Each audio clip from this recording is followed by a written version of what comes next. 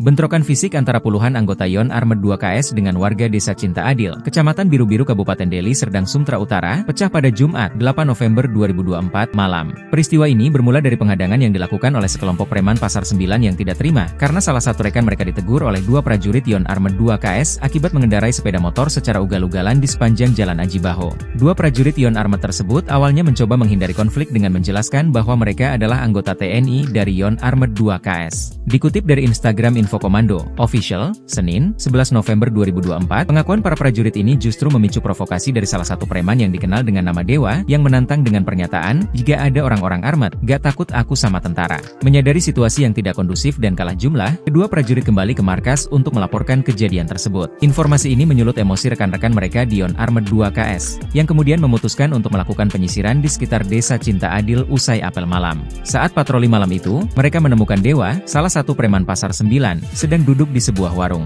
Menyadari kehadiran prajurit, Dewa langsung melarikan diri sambil berteriak yang memicu reaksi dari warga sekitar. Situasi pun memanas, hingga akhirnya terjadi bentrokan fisik antara warga dan anggota Yon Armed. Akibat bentrokan ini, satu warga bernama Raden Barus dilaporkan meninggal dunia, sementara 10 orang lainnya mengalami luka-luka. Selain itu, seorang prajurit Yon Armed 2 KS turut mengalami luka tusuk dalam insiden tersebut.